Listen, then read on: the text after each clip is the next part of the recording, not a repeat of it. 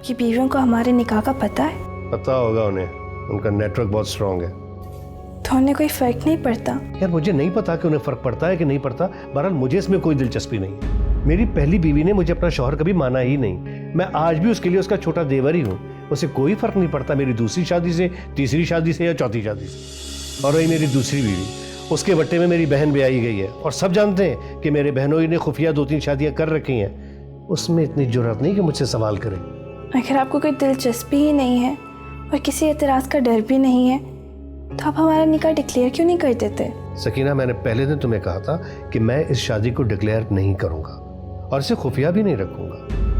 पहले दिन से मैं धड़ल्ले से यहाँ पर तुमसे मिलने आता हूँ। खुलेआम लोग मुझे देखते हैं और सब समझते भी हैं। समझने को तो वो और भी बहुत कुछ समझ सकते हैं। देखो, पिछले 1 हफ्ते से मैं उन दोनों की भी यही बकबक सुन रहा हूँ।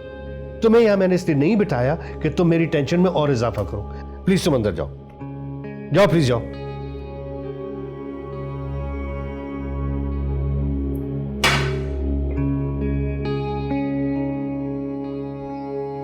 मेरा ख्याल है कि वो वक्त आ गया है कि जब मैं आप दोनों को इजाज़ की वो वसीयत सुना दूं जो उसने अपनी डेथ से सिर्फ 1 घंटा पहले मुझे लिखवाई थी।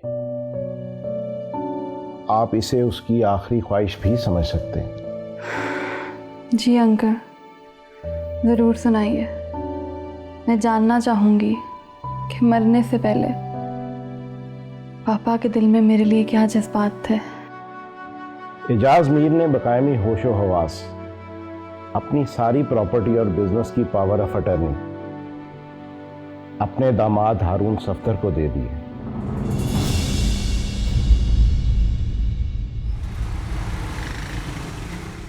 मुझे समझ नहीं आती खाला कि मैं ठीक कर रही हूँ या गलत।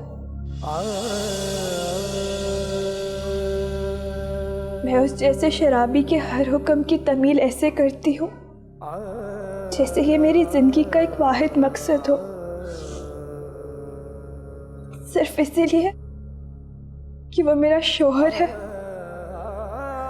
और उसे राजी रख के मैं अपने रब को राजी रख सकूंगी। अगर दुनिया कहाँ जानती है कि वो मेरा शौहर है।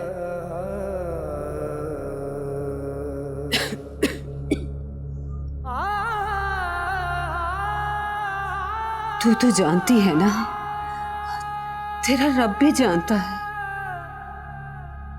हम बाजार वालियों को ये ढकी छुपी इज्जत भी मिल जाए तो गनीमत है। अगर कभी कभार मुझे ऐसी जिंदगी जीते हुए कराहियत महसूस होती है, मैं पाकीज़गी और तहारत के दर्स देने वाली आज हालत वज़ू में उसके शराब के जाम तैयार करती हूँ। मैं हलाल रास्ते पे चलने वाली आज उसकी हराम दाश्ता की सूरत में दुनिया के सामने पेश होती हूँ। मैं खुद को बचा बचा के चलने वाली सिर्फ उसके लिए ऐसे कपड़े पहनती हूँ जो ढकने के लिए कम और छुपाने के लिए ज्यादा होते। क्या ये सब गुनाह नहीं है खाला? मुझसे क्या पूछती है सकीना? मैं भला क्या जानूं सवाब और गुनाह के फर्क को। जिंदगी के आखिरी दिनों में जो कुछ सीखा है तुझसे सीखा है, और इतना जानती हूँ कि तौबा के दर कभी बंद नहीं होते। मुझे पूरा यकीन है कि अगर मुझसे ऐसी गुनहगार औरत की तौबा अल्लाह कबूल कर सकता है तो वो ये भी जानता है कि तू जो जिंदगी गुजार रही है वो अपनी मर्जी से नहीं गुजार रही, मजबूरी के आलम में गुजार रही है। कभी मैं भी बहुत दावे किया करती थी कि ये बेबसी मजबूरी कुछ नहीं होती। लोग आजमाइशों और मुश्किलों से बचने के लिए समझौता कर लेते हैं और नाम देते हैं मजबूरी, जबकि उनका खुद का दिल दुनिया की तरफ खिंच रहा होता। कहाँ गए मेरे सब वो दावे? दावा तो मैंने भी किया था कि 2 दिन के अंदर तुझे अपने कोठे की रौनक बनाऊंगी, मगर मेरा वो दावा मिट्टी हो गया। इंसान और उसके दावे होते ही मिट्टी होने के लिए। बस बेटा भूल जाओ सब कुछ, बस इतना याद रखो कि तुम्हारा दिल तो मुतमईन है ना, तुम कोई गुनाह तो नहीं कर रही। लोग चाहे कुछ भी समझे, लेकिन ये तुम भी जानती हो और तुम्हारा अल्लाह भी जानता है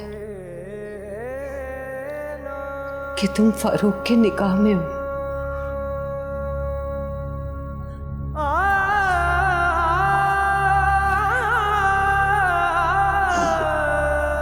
पावर ऑफ अटर्नी हारून को?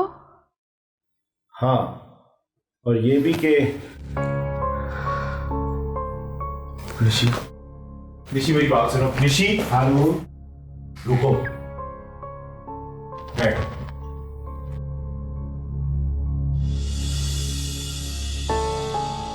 मैं तुम्हें ये वसीयत पूरी सुनाना चाहता हूँ। लेकिन सर, निशी के बगैर? हाँ, निशी का होना या सुनना कोई इतना ज़रूरी नहीं है। इजाज़ की ये ख्वाहिश थी कि तुम ये सब संभालो, और जब तक ये पावर ऑफ अटर्नी तुम्हारे पास है, तुम निशी को ना तो तलाक दे सकते हो और ना ही इससे अलग हो सकते हो। और अगर तुम ऐसा करना चाहोगे तो तुम्हें पावर ऑफ अटर्नी से हाथ धोना पड़ेंगे। जब इजाज सर ने निशी की शादी मेरे साथ करने का फैसला किया था, तो मैं समझा था कि उन्हें मेरी जात पे मुकम्मल एतमाद है, भरोसा है मुझ पे। लेकिन नहीं, अब लग रहा है कि मैं गलत था। उन्होंने तो मुझ पे कभी एतमाद किया ही नहीं।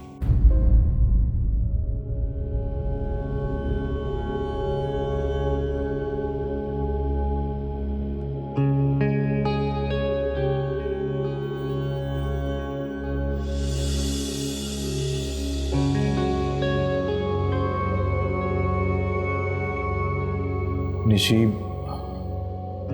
देखो प्लीज तुम अपने पापा के बारे में कुछ गलत मत सोचना।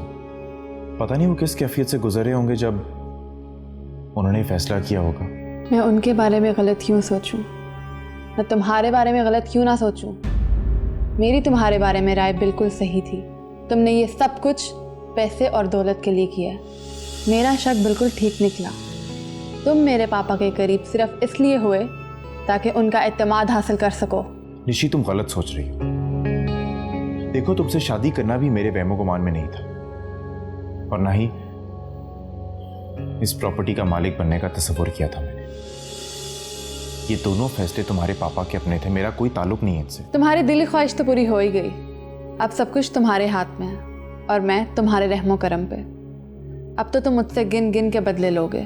कैसे बदले? मैंने जिस तरह तुम्हारी बेइज्जती की, बात बात पे तुम्हें जलील किया, उन सब का बदला लेने का मौका है तुम्हारे पास। तुमसे होने वाली जिल्लत को मैंने अपना मुकद्दर समझ के खुशी खुशी कबूल कर लिया था, क्योंकि जिंदगी के एक मोड़ पे किसी को मेरी वजह से शदीद जिल्लत का सामना करना पड़ा था। पर मैं तो खुद चाहता था कि उसकी सजा के तौर पे शदीद जिल्लत मेरे हिस्से में आए। मैं तुम्हारी बातों से बहल नहीं सकती। मैं जानती हूँ कि अब मेरा कितना बुरा हशर करोगे। मुझे एक एक रुपए के लिए तरसाओगे। मुझे भीख मांगने के लिए जिंदा रहना पड़ेगा, क्योंकि अब सब कुछ तुम्हारे कब्जे में है।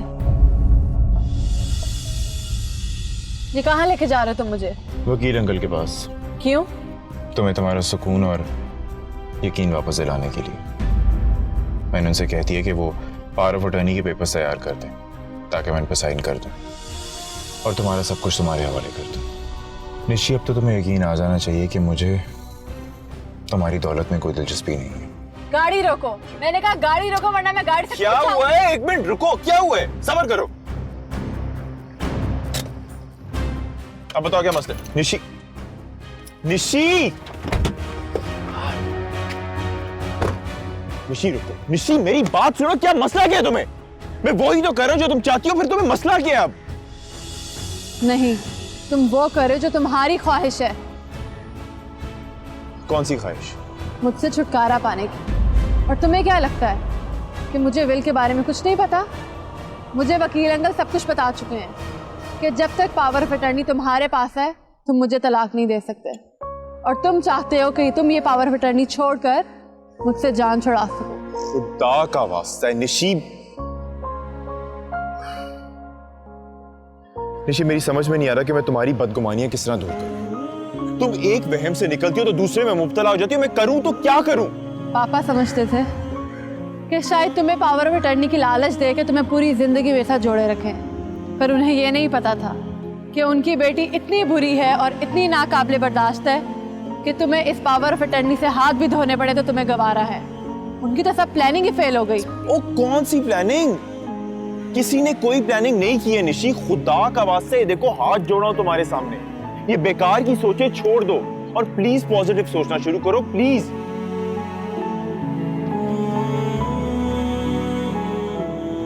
और तुम ये क्यों नहीं सोचते कि मुझे ये बेकार की सोचे और वहम क्यों सताते हैं? क्योंकि तुमसे अलग रहने का खौफ और इस दुनिया में अकेले रहने का डर मुझे पागल कर रहा है। तुम समझते क्यों नहीं कि मुझे तुम्हारी जरूरत है? Damn it. जरूरत या फिर मोहब्बत? अभी सिर्फ जरूरत, फिर मोहब्बत भी हो जाएगी। हो जाएगी। चल कर चल।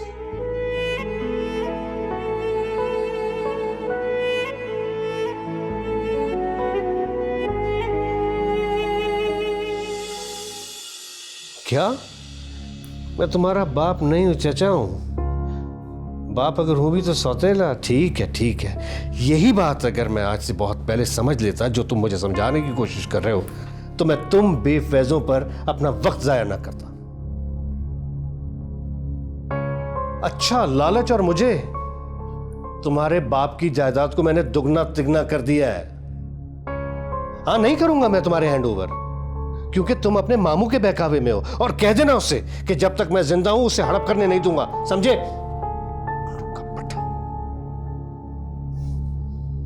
और ये क्या बकवास है? मैंने ये लाने को कहा था तुमसे।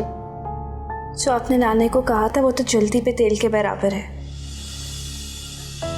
आपको ये पी लेना चाहिए, इसकी ठंडी तासीर से आपके अंदर ठंडक पहुंचेगी। देखो, तुम ज्यादा बीवी बनने की कोशिश मत करो, समझी? मैंने तो सिर्फ हाई ब्लड प्रेशर के लिए कहा था। आपको अपनी सेहत का ख्याल रखना चाहिए। मगर तुम्हें नहीं करना चाहिए, तुम्हारा कोई लेना देना नहीं है मेरी सेहत से। तुम्हें जो कहा गया तुम सिर्फ वही किया करो, समझी?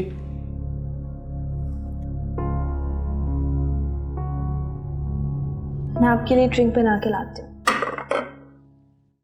सुनो,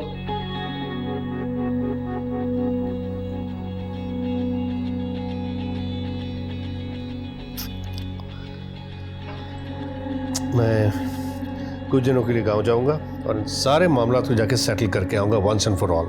कब तक वापस आएंगे? 4-5 दिन तो डेफिनेटली लगेंगे। और हाँ, वो जो कराची वाली मीटिंग है वहाँ तुमको जाना होगा, ठीक है? ठीक है। बैठो, मैं तुम्हें कुछ पॉइंट्स ब्रीफ कर देता हूँ कि तुम्हें क्या बात करनी। बैठो।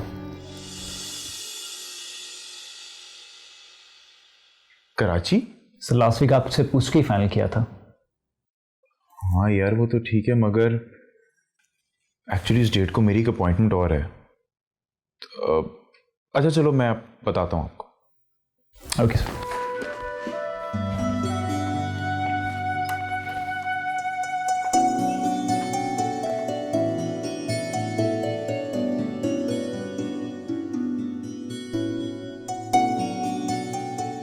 हेलो, हाँ निशी, वो तुम्हारी डॉक्टर से अपॉइंटमेंट कब है? परसों। परसों? ओहो, क्यों, क्या हुआ? नहीं कुछ नहीं, वो यार एक्चुअली मुझे परसों ना कराची जाना था एक मीटिंग के लिए, लेकिन इट्स ओके, मैं कैंसिल करा देता हूँ। तो तुम जाओ और मीटिंग अटेंड करो, काम ज़्यादा ज़रूरी है। कम ऑन यार, मीटिंग तुम्हारे से ज़्यादा इंपॉर्टेंट तो नहीं है ना? मैं अकेली चली जाऊंगी। निशी क्या बातें कर रही हो? तुम डॉक्टर के पास अकेली जाओगी? हाँ हाँ, तुम मेरी फिक्र बिल्कुल भी मत करो। अच्छा ठीक है, मैं तुम्हारी बात मान लेता हूँ, लेकिन फिर तुम्हें भी मेरी एक बात माननी होगी। वो क्या? तुम्हें अपना पूरा ख्याल रखना होगा और डॉक्टर जो भी कहेगा पूरी ईमानदारी से तुम मुझे बताओगी, ठीक है? और खुद भी फॉलो करो। ओके ठीक है। चलो ओके, बाय, टेक केयर।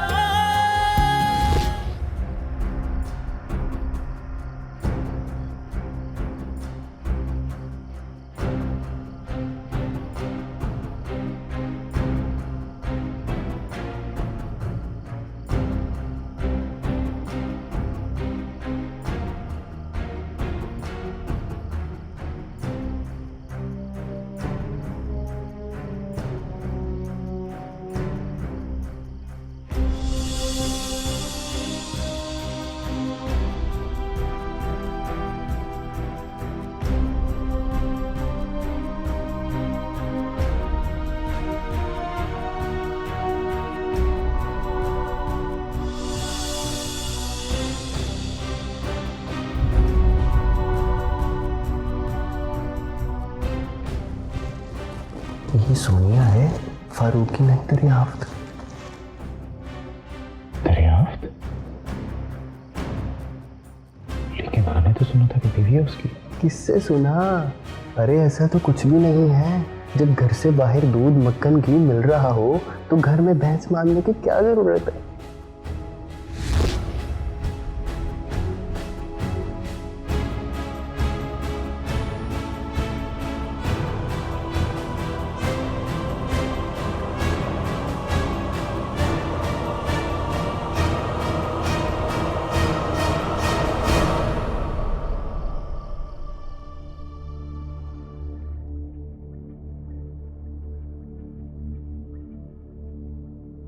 ये कैसी जिंदगी जी रही हो तुम सकीना?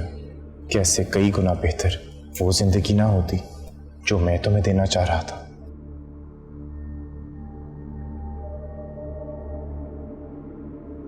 कैसी हो सकीना?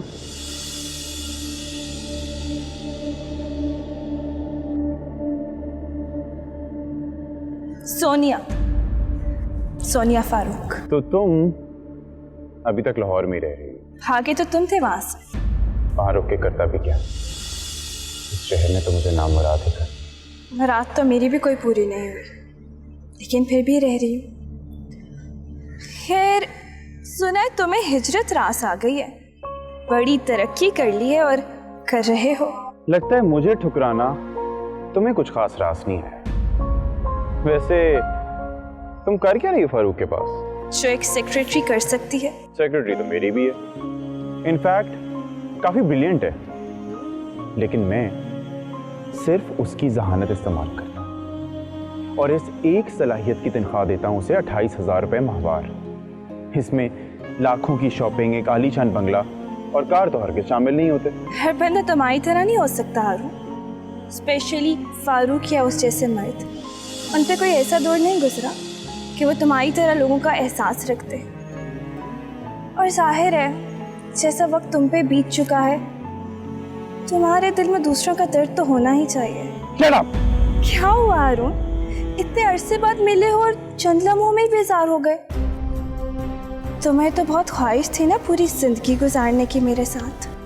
गलती मेरी ही थी और मैं तुम्हारा शुक्रगुजार हूं कि तुमने मेरी ये ख्वाहिश पूरी नहीं की, क्योंकि तुम मेरे और मैं तुम्हारे माजी से बखूबी वाकिफ हो सकते हैं। अगर हम एक हो भी जाते ना तो भी सारी जिंदगी आईना हाथ में लिए एक दूसरे को उसका सच चेहरा दिखाते रहते। अच्छा वो मेरी नहीं।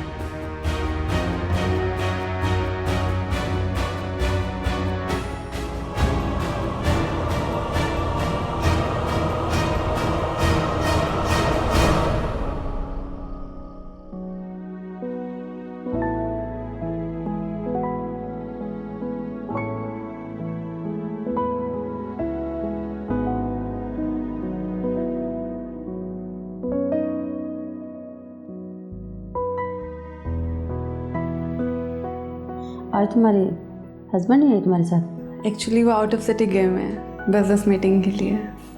मेरा ख्याल है इस मौके पे उन्हें आपके साथ होना चाहिए था, अकेला नहीं छोड़ना चाहिए था। मैं अकेली हुई कब, वो तो हमेशा मेरे साथ होते हैं। वो ना भी हों तो उनकी मोहब्बत हमेशा मेरे साथ होती है। वेरी गुड, इतना ट्रस्ट मैंने नहीं देखा। ये ट्रस्ट तो वक्त ने दिलाया है, वरना पहले तो मैं भी बहुत डरी सहमी रहती थी। ऐसे लगता था कि दुनिया के बहुत से भेड़ियों में से वो भी एक है जो मुझे और मेरे पापा की प्रॉपर्टी को हड़पना चाहता है। पर आई वॉज रॉन्ग। ट्रस्ट करना अच्छी बात है, एतबार मजबूत हो जाए तो मोहब्बत शुरू हो जाती है। मगर मुझे लगता है कि तुम उस पर एतबार के साथ साथ डिपेंड भी करने लगी हो। आपने बिल्कुल ठीक कहा, मुझे उन पर डिपेंड करना अच्छा लगता है। Okay, good luck. ये जो भी है रातों रात नहीं हुआ, बहुत सी रातें लगी हैं, बहुत सी तकलीफ दे रातें, एक अरसा गुजरा है। पर ये सब कुछ मेरे लिए इतना मुश्किल नहीं था जितना हारून के लिए था। मैंने बहुत टफ टाइम दिया है हारून को, पर थैंक गॉड अब सब कुछ ठीक है। अच्छा नौशी, तुम्हारी डिलीवरी जो है ना इन 2-3 दिनों में किसी भी टाइम हो सकती है, इसलिए अपना बहुत ख्याल रखना। ये कुछ मेडिसिन मैंने लिख के दी हैं, इनको टाइम पे इस्तेमाल करना है, अपनी डाइट का ख्याल रखना है, रेस्ट करनी है, और ये मेरा नंबर लिखा हुआ है, और जब भी ज़रूरत पड़ी मुझे फ़ोन कर लेना। Okay sure, I will.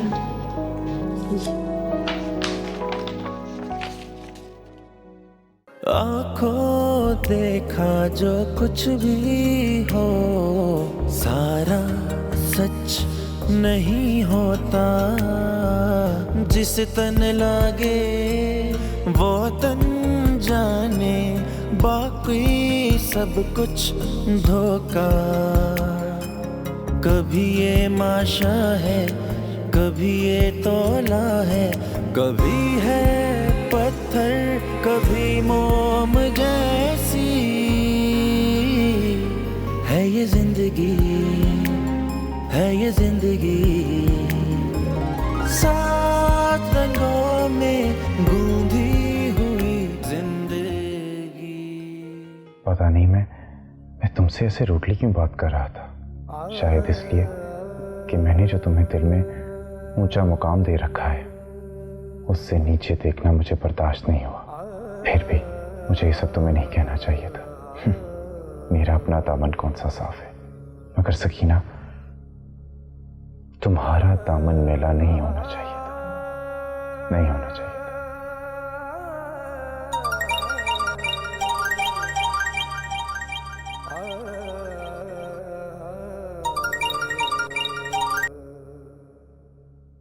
Hello, हाँ निशी कैसी हो?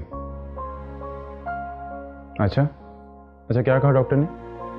हाँ यार मैं फ़ोन करने वाला था, बस मीटिंग में ज़रा बिजी था। हाँ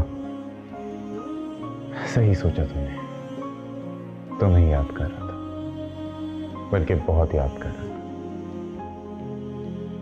था। हाँ बाबा खा लिया मैंने खाना। अच्छा बात सुनो, अब कल तुमने डॉक्टर की अपॉइंटमेंट मिस नहीं करनी, ठीक है? मेरी आवाज़ को क्या हुआ? बिल्कुल ठीक है मेरी आवाज़। नहीं वह मैं तुम्हारा हाँ, जैसे ही यहाँ काम खत्म होगा मैं आ जाऊँ, डोंट वरी, ख्याल रखना। चलो मैं फ़ोन रख रहा हूँ, बाय।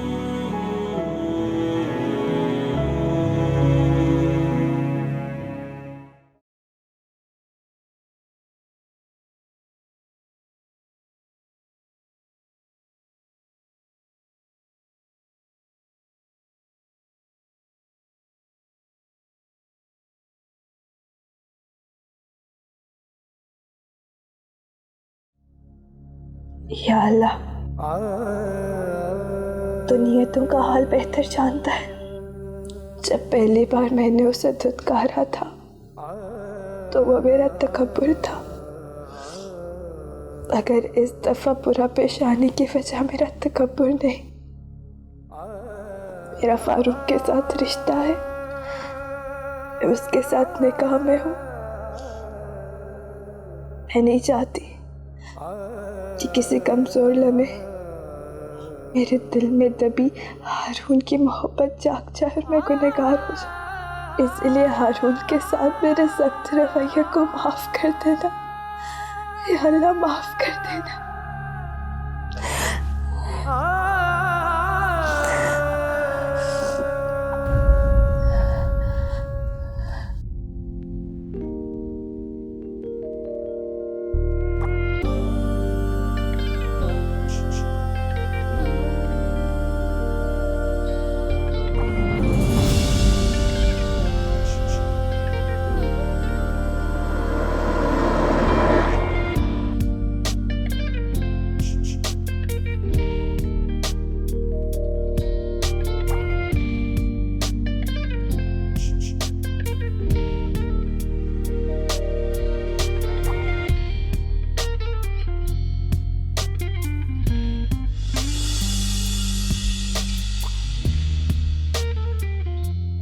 किस किस्म के लिबास में नजर आ रही है? एक्सक्यूज मी,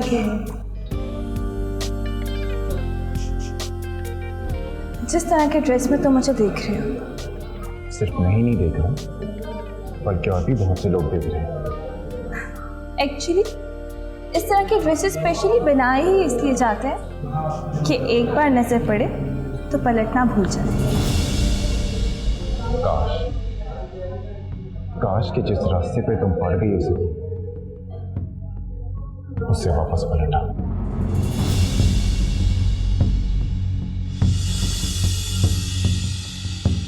रंग से रंग न मिल पाए तो सौ सौ बल खाती है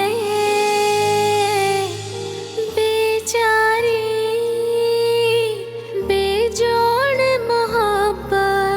जहाँ से गुजर जाती है। कभी लबों की लाली, कभी कानों की बाली, कभी पतझड़ के जैसी रूखी फीकी है ये जिंदगी, है ये जिंदगी, है ये जिंदगी। तुम वाकई बदल गई हो या बदलने की अदाकारी कर रही हो? अदाकारी का बेहतरीन तजुर्बा तुम्हारे पास है हारून सफदर, मेरे नहीं। मैंने तो सुना था कि तुमने शादी कर ली है। नहीं, कर नहीं सकी। तुम्हारी तरह लोगों को उल्लू बनाना नहीं आता मुझे। मतलब साफ है, तुमने भी जिससे शादी की होगी उससे अपना सब कुछ छुपाया होगा, वरना कौन लड़की तुमसे। मगर मुझे छुपाना नहीं आता, फिर कौन मेरा माजी और फैमिली बैकग्राउंड जान के मुझसे शादी करता। किसी की मत ही मारी जाती तो शायद ऐसा करता। हाँ, बिल्कुल ठीक कहा तुमने। मेरी भी मत ही मारी गई थी जो मैं तुमसे शादी करना चाहता था। अच्छा हुआ कि मैंने इनकार कर दिया। शुक्र है कि मेरा दिमाग खराब नहीं था। गलत फहमी है तुम्हारी। तुम्हारा दिमाग कल भी खराब था और आज मजीद खराब हो चुका है। आँखों देखा जो कुछ भी हो, सारा सच नहीं होता। जिस तन लागे वो तन जाने, बाकी सब कुछ धोखा। कभी ये माशा है, कभी ये तोला है, कभी है पत्थर, कभी मोम जैसी है ये जिंदगी, है ये जिंदगी, है ये जिंदगी। मौसम बदल रहा है, तुम्हें इस तरह के ड्रेसेस नहीं पहनने चाहिए, ठंड लग जाएगी। ठंड लग जाएगी या नजर? ओह शट अप। हाय हारून, तुम साफ साफ क्यों नहीं कहते कि तुमसे बर्दाश्त नहीं होता कि कोई मुझे देखे, मेरे हुस्न की तारीफ करे।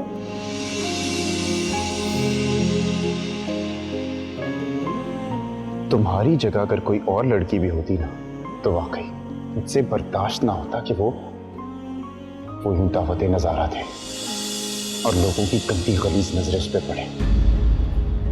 तुम्हें फर्क पड़ता हो या ना पड़ता, मगर मुझे अब भी फर्क पड़ता है सकीना, अब भी फर्क पड़ता है।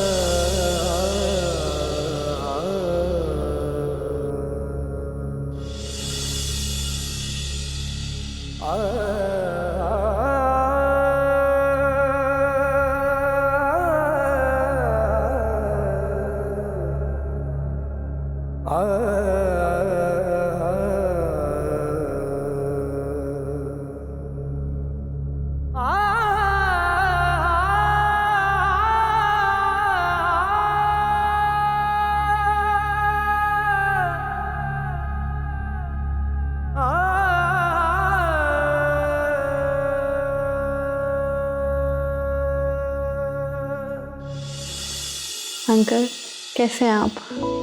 बिल्कुल ठीक। यहाँ से गुजर रहा था, सोचा तुमसे मिल लूं। बल्कि हारून नहीं है तो तुम्हारी खैरियत ही दरियाफ्त कर लूं। देख लें, मैं तो बिल्कुल ठीक ठाक हूँ।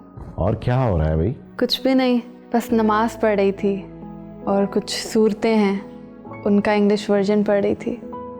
हारून कहते हैं कि इस हालत में इस सब का पढ़ना मेरे लिए अच्छा होगा। स्ट्रेंज भाई, बहुत बदल गई हो तुम। बस हारून ने बदल दिया है। मैं इजाज से खासा नाराज हुआ था जब उसने हारून से तुम्हारी शादी का फैसला किया था। और मैं तो बहुत ज़्यादा नाराज़ हुई थी ना। मैंने उससे बहुत बहस की थी कि उसे ये स्टेप नहीं लेना चाहिए। मैंने भी की थी, मगर वो बहुत जिद्दी था, अपनी करके रहा। आज समझ में आ रहा है कि वो हारून के लिए क्यों अड़ गया था। उसने हारून के रूप में तुम्हारी खुशियां देख ली थी। चाहता तो अपने सर्कल में किसी भी लड़के से तुम्हारी शादी कर सकता था, लेकिन शायद तुम इतनी खुश और मुतमिन ना होती। आप बिल्कुल ठीक कह रहे हैं अंकल। कब आ रहा है हारून? 2-3 दिन तक आ जाएंगे। अरे भाई, उसका ध्यान रखा करो, अकेले ना जाने दिया करो, जमाना बड़ा खराब है।